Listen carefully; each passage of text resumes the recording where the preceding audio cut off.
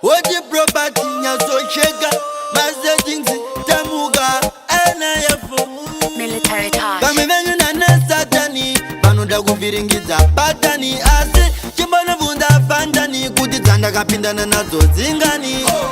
Nyamwe mugadini kwa mundura ene mashogo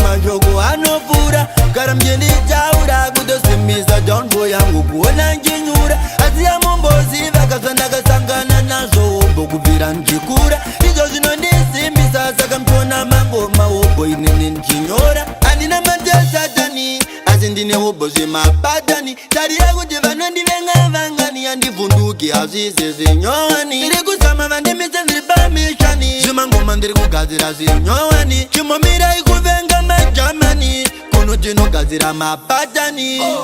Nyamwe mugadini kwa mundura ene mashogo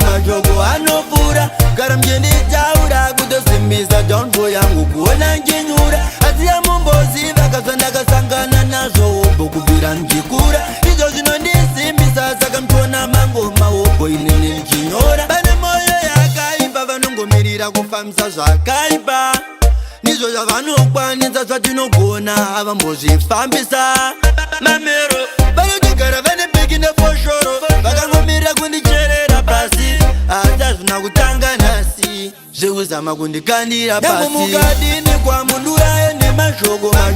anofura Karamjeni chaura kutosimisa Jonvo yangu kuona njinyura Azia mombozi vakasanda kasangana nazo Bokuvira njikura Izo zinondisimisa saka mchona mango maobo inini njinyora Andina matesa tani Azindine obozi mapatani Tari ya kuti vanondivenga vangani Andivunduki azize zinyoani Iri kusama vandimise zibamishani Zimangoma ndiri kugazira zinyoani Chimomira ikuvenga majamani Kuno tinogazira mapatani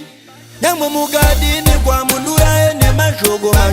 anofura Karamjeni chaura kutosimisa Jonvo yangu kuona njinyura Azia mombozi vakasanda kasangana nazo Bokuvira njikura Izo zinondisimisa saka mchona mango maobo inini njinyora Nyamwe mugadini kwa mundura ene mashogo anofura Karamjeni chaura kutosimisa Jonvo yangu kuona njinyura Azia mombozi vakasanda kasangana nazo Bokuvira njikura Izo zinondisimisa saka mchona mango maobo inini njinyora Pamivenyu na satani Panoda kuviringidza patani Asi chimbona vunda fandani Kuti tsanda kapindana nazo zingani Nyamwe mugadini kwa mundura ene mashogo anofura Karamjeni chaura kutosimisa Jonvo